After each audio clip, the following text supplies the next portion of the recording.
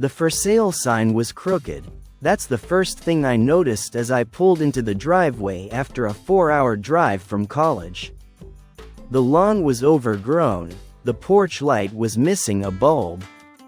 And where there should have been my little brother's bike or my mother's welcome mat, there were 3 large black trash bags. I blinked, stepped out of the car, and stared at the bags like they might move. Maybe I was at the wrong house, maybe this was some kind of mistake.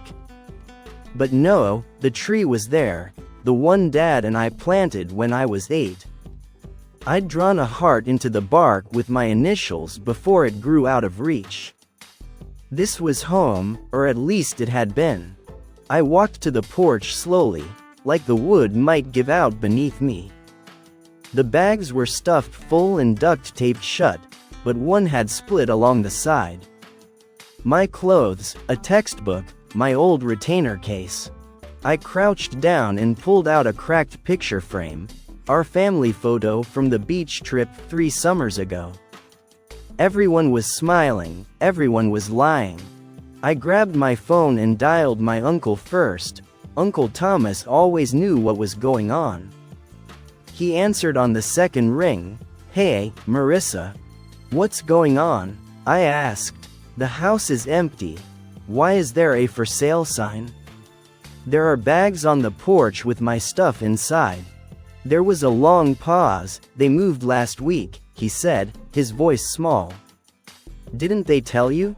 "No," I whispered. "No one told me anything." He didn't say anything else. I hung up. I called my dad. The phone rang and rang and rang. Then, "Hello." His voice was flat, not surprised, not guilty, just tired. "Dad, the house is empty. There are garbage bags here with my stuff. What's going on?" Silence. Then he said, "We moved. You're an adult now, deal with it." And the line went dead. I stood there, hand still holding the phone to my ear, like he might come back. He didn't. I called my mother, straight to voicemail. "Gabriel, my brother," no answer. No forwarding address, no goodbye, not even a damn sticky note on the door. Across the street, an old neighbor was watching me from his porch. I must have looked insane, kneeling next to a pile of garbage bags, clutching a broken photo frame with trembling hands. I sat on the porch step and stared out at the yard. The maple tree swayed gently in the spring breeze, the one my dad and I planted together before everything got so hollow. Its branches reached toward the roofline of a house that no longer belonged to us. Or maybe no longer belonged to me. I didn't cry, not then, not yet. I stood up, loaded the bags into the trunk of my car. Checked into a motel on the edge of town, $47 a night, scratchy bedspread, low water pressure. But it had a door I could lock, a space that was mine, even if just for the night. I laid the bags out on the bed like puzzle pieces of a life I no longer lived. A pair of winter boots, a half-used planner, the broken photo frame. A few dollars in tips from my on-campus job, stuffed into a jacket pocket. That night, I made a decision. If they wanted to pretend I didn't exist, then I'd return the favor. The motel smelled like stale air and detergent. The kind that lingers in cheap curtains and thin carpets. I didn't sleep that night. I just stared at the ceiling fan and listened to it tick, tick, tick. Like it was counting down to something. At 3:12 a.m., I checked my phone again. No new messages. I dialed my mom's number for the 3rd time, straight to voicemail. Gabriel's went silent after 1 ring.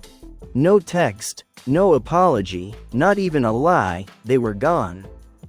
I stepped outside and sat on the concrete walkway in my hoodie and socks.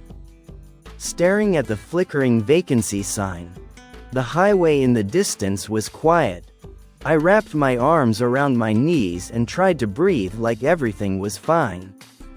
But everything wasn't fine. When I was 8, my father made me dig the hole for the tree with my own hands. Said it would teach me patience, said strong roots took effort. He held the sapling upright while I packed the dirt. Then we watered it together, side by side. He said, "This tree will outlive us both, that's the point." I wonder if he even looked at it before he left. Back then, family was the gospel in our house. My parents came from nothing, crossed the border with 2 duffel bags and no money. Built a life, brick by brick. We sacrificed so you could succeed, they'd say over every dinner. Education is your ticket, don't waste it. So I didn't. While my classmates partied, I studied. While they got mall jobs, I interned at the courthouse. I earned a pre-law scholarship. I sent part of it home every month. Groceries, bills, Gabriel's school fees, and still, they left me. But Gabriel, he never got good grades, never cared about school. He got caught shoplifting twice, once from a gas station, once from the corner store down the street from our church. Mom cried, Dad said, "Boys make mistakes," and that was it. "He's just finding his way," they said, "he needs more time."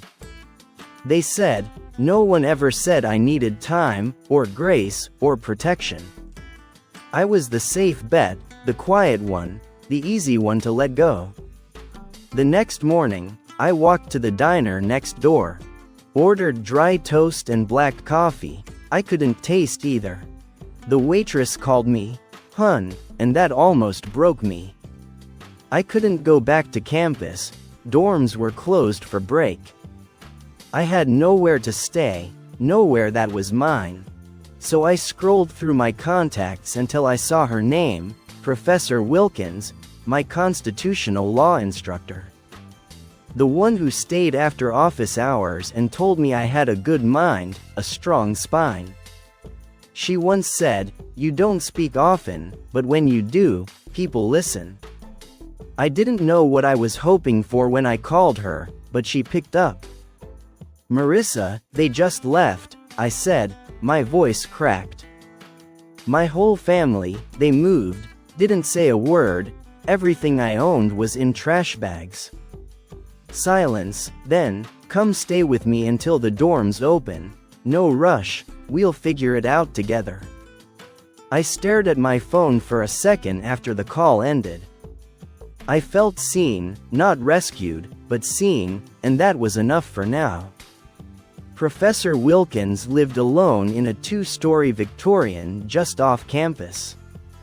The kind with creaky stairs, narrow hallways, and a library that smelled like old books and lavender.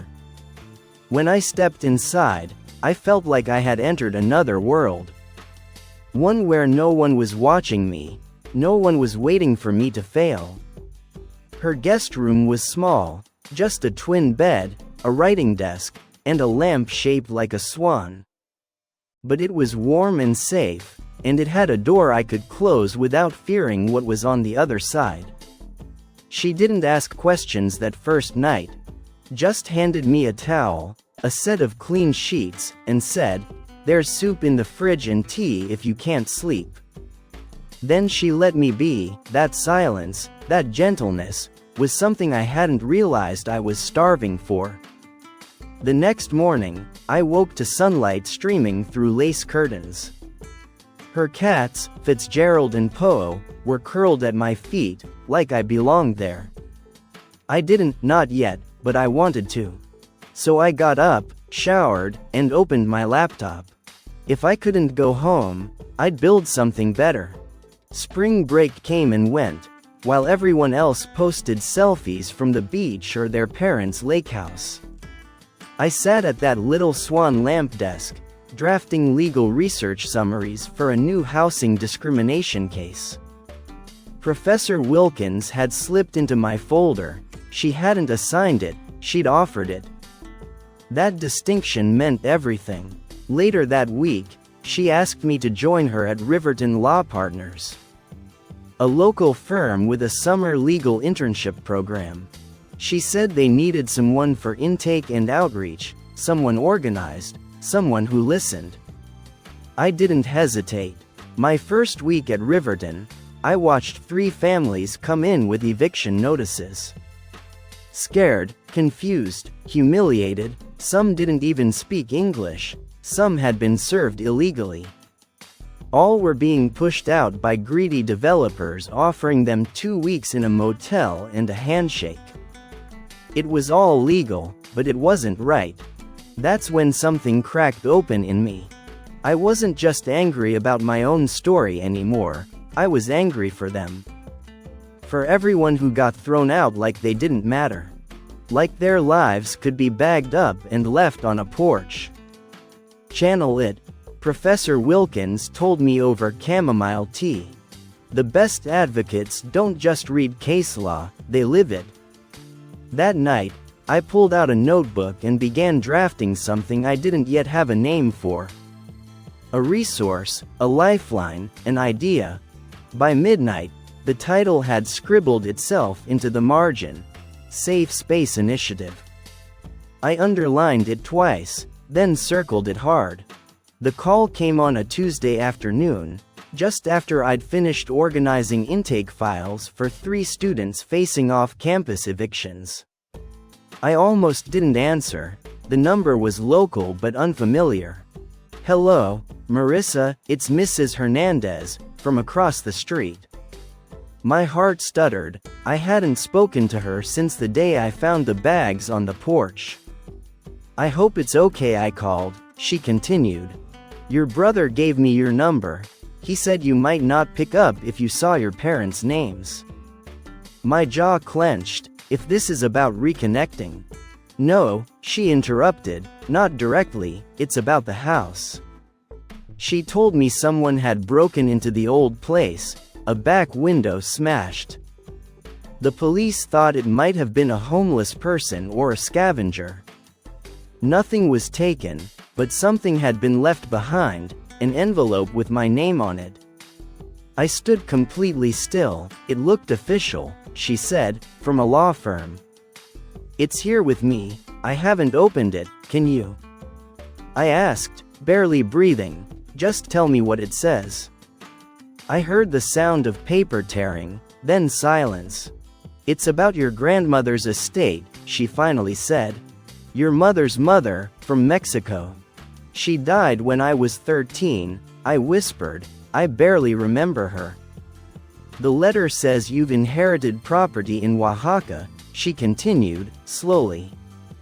"And a bank statement, Marissa. It shows a balance of over $400,000. I pressed the phone to my ear like it might collapse in my hand. That had to be a mistake. My grandmother lived simply. A small home, a fruit garden, a transistor radio she played gospel music on. But Mrs. Hernandez kept reading. After her death, the property had been sold to a resort developer. 2 condos were built. My portion came from the sale of those units. It says the estate was finalized last March. I stopped breathing. Last March, 1 month before my parents packed up. Tossed my life in trash bags, and vanished. This wasn't coincidence, they knew. They knew about the inheritance and they left me behind anyway. I hung up the phone with hands that didn't feel like mine. Sat there at the Safe Space office, surrounded by flyers, legal pads, eviction forms. And felt everything drain out of me, grief, rage, disbelief. They all hit at once, like cold water thrown on a sleeping face. Later that evening, I sat in Professor Wilkins's kitchen, a mug of untouched tea in front of me. "They kept it from me," I said. "Are you sure?" she asked, softly. "Yes, the lawyer sent everything to my parents first. I was still a minor at the time, they had to be notified." She set her fork down slowly. "Have you considered why?" Because they didn't want me to have it, I said. Because they wanted it for themselves. She nodded, but gently, perhaps, or maybe they wanted to control when you found out, so you'd be grateful. Dependent, I pushed the mug away. Or maybe they never planned to tell me at all. The next morning, I called the law firm in Oaxaca. The inheritance was real, the funds were untouched. They'd been holding the account until I turned 21. 3 days later, the money appeared in my account. For the first time since standing on that porch, staring at trash bags in an empty house. I felt untethered, not just from my family, but from the lie that I needed them to build a life. They left me behind to protect what was never theirs. Now I had something they couldn't take back. The presentation was scheduled for 2:30 p.m. sharp.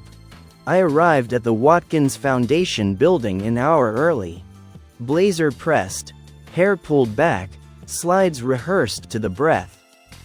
This wasn't just any pitch, this was everything. A $300,000 grant, a shot at turning Safe Space from a scrappy student initiative into a real nonprofit. With staff, offices, reach, and I had to be perfect. Still, my hands trembled. I sat in the sleek downtown lobby, skimming my note cards. But the words blurred together. I couldn't stop thinking about the deposit, the number sitting quietly in my bank account.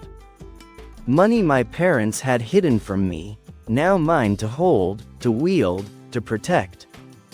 I hadn't touched a cent, not yet. At 2:17 p.m., Eleanor Grayson, my internship supervisor and unofficial guardian angel, stepped into the lobby in a charcoal pantsuit, sharp enough to cut steel. "You ready?" she asked, sliding into the chair beside me. "As I'll ever be," I said, tucking a strand of hair behind my ear. She squeezed my shoulder. "The board can be stiff, but they care about impact. Tell the story, don't just show the numbers." I nodded. Story, that I could do. We were minutes away from being called in when a foundation assistant walked briskly into the room. Headset tilted, face tight. "Ms. Lopez?" "Yes?" She leaned closer. "There are people in the lobby. They say they're your family. They're asking to speak with you. They say it's urgent."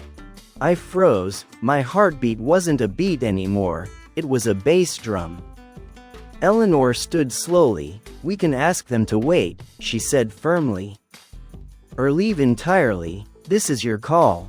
I looked at the assistant. "Tell them I'll speak with them after the presentation, not before." "Are you sure?" Eleanor asked. "I'm sure." The assistant nodded and walked away. I turned back to my notes, but I wasn't reading anymore. I could feel them in the building.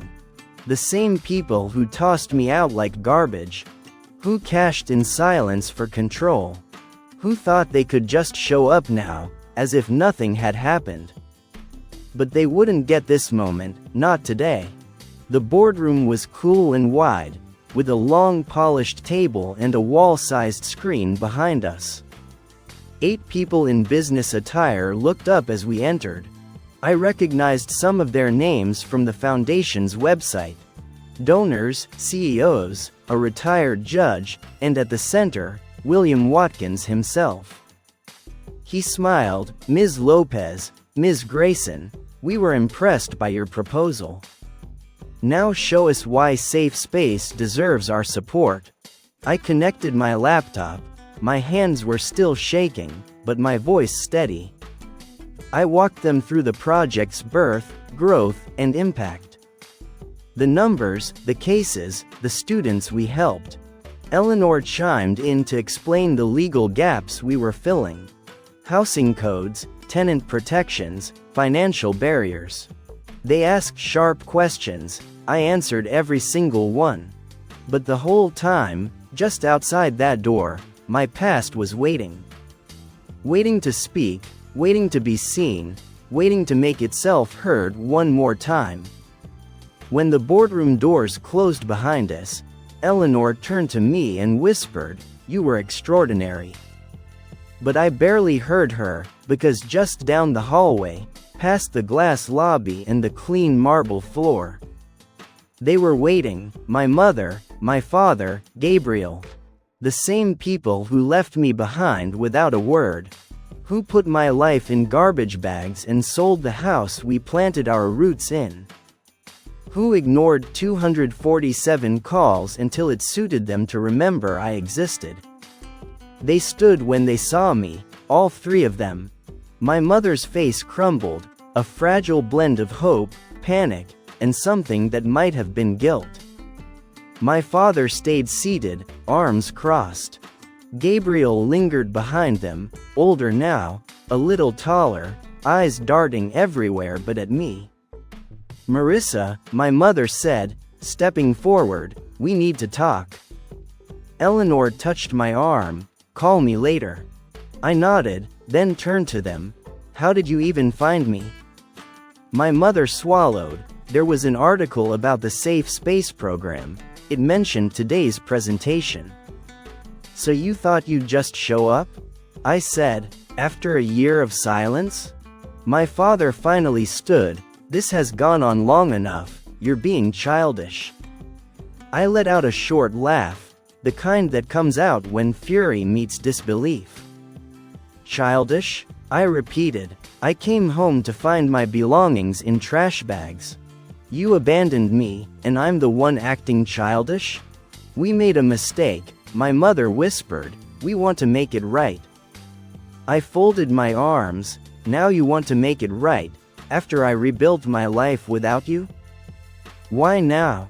Gabriel shifted. "Just hear them out, Jazz." I turned my eyes to him, the brother who stood quiet while I disappeared. "I know about the inheritance," I said flatly. My mother froze, my father's face darkened, Gabriel blinked. "That's why you're here, isn't it? Because the money finally cleared." "You've always been so quick to judge," my father snapped. "And you've always been so quick to discard," I shot back.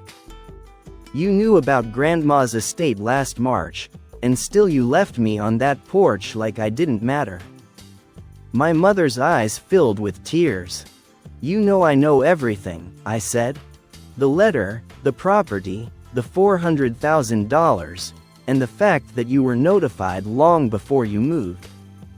We stood there, in the middle of the foundation lobby, like ghosts replaying a funeral. "Please," my mother said, her voice breaking.